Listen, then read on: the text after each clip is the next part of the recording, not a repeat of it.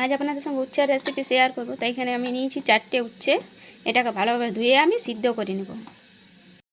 দেখুন উচ্ছেগুলো ভালোভাবে সিদ্ধ হয়ে গেছে। এবার এটাকে করে সামান্য একটু কেটে এর ভিতরে যে বীজটা আছে সেটা আমি বের করে নেব। দেখুন এইভাবে বীজগুলোকে বের করে নিতে হবে। এই দেখুন কি সুন্দর ভেতরটা কিন্তু পেয়ে গেছে।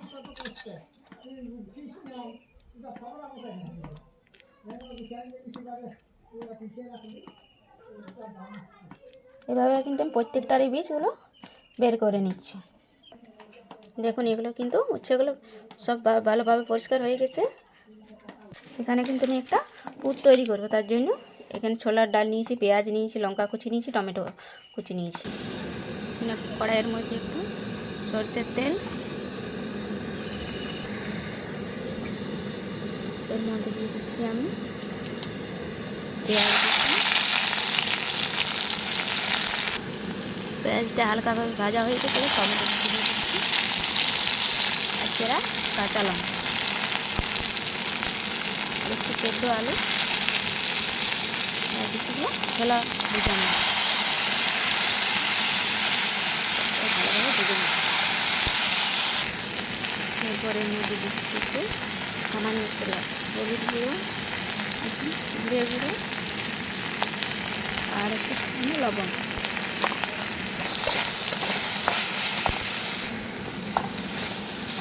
পুরটা কিন্তু রেডি হয়ে গেছে। এবার এটাকে নামিয়ে নেব। দেখুন পুরটা কিন্তু তৈরি হয়ে গেছে। এবার এটার মধ্যে এটা ভরে নেব।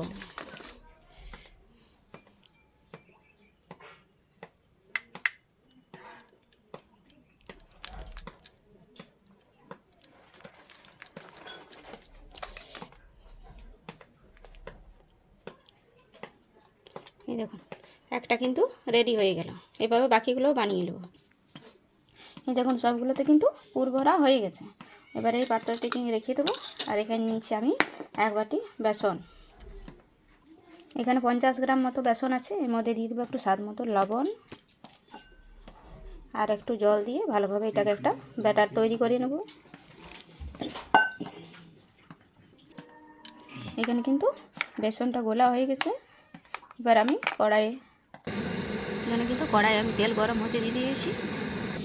এই যে এগুলো ছিল, এগুলো এবার ব্যাটারটার মধ্যে আমি ভালোভাবে ডুবিয়ে নেব।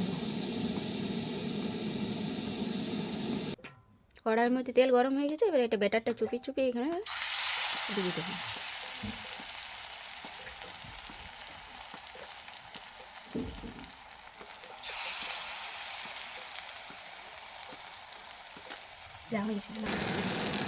এটা কিন্তু এইভাবে আস্তে আস্তে মিডিয়াম আঁচের মধ্যে এটাকে ভেজে নিতে হবে।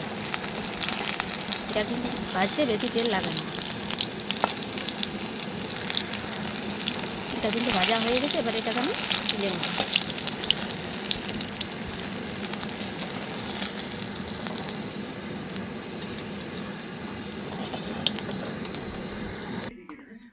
এই দেখুন তৈরি হয়ে গেল পুর ভরা উচ্ছে।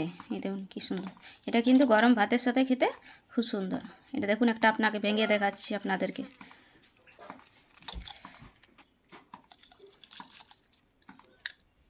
এই দেখুন এইভাবে বাড়িতে বানিয়ে খাবেন। আশা করি খুব ভালো লাগবে। ভালো লাগলে অবশ্যই একটা লাইক কমেন্ট শেয়ার করে যাবেন।